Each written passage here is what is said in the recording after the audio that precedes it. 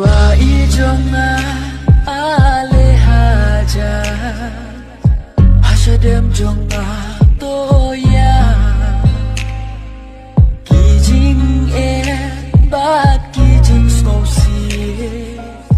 Yadhu yang awat buri Walaki syagitar ngakloy ban thom ngakloy ban begi nong ben mong nong ben ngen jong pi ai bangan no Wala linti jong aga eka kim haba big men ngasuk men si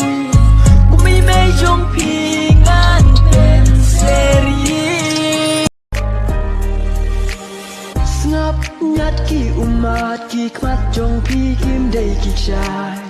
Ngap wat jus noram ki bale benjing men kim shen Ngap what no matter way you do way you play ya bi unis nay Ngap pim long mar way jing bhagate ya bi halawe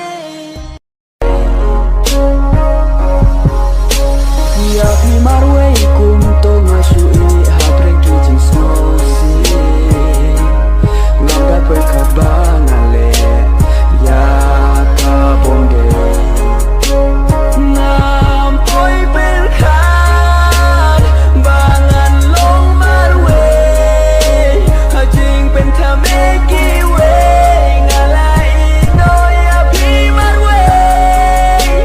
Ngam poi berkat menta bila don sajngai kat bangareng kenya ki klur ngaladu no ya ubna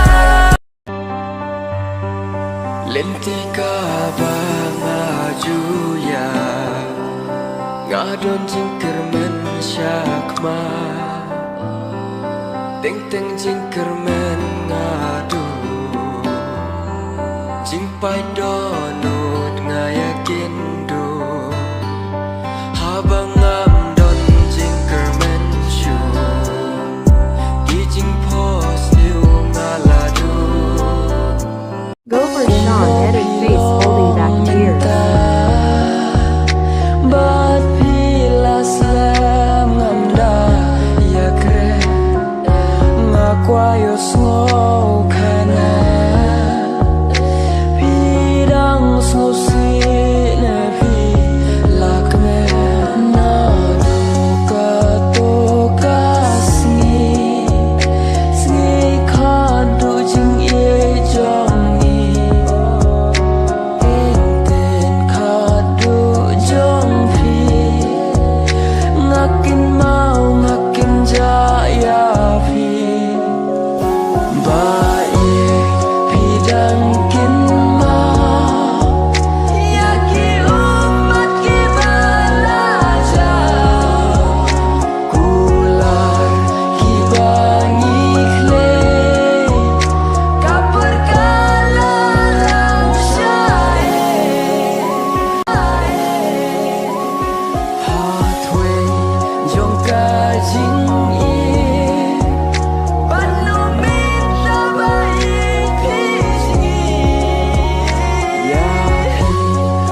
Slow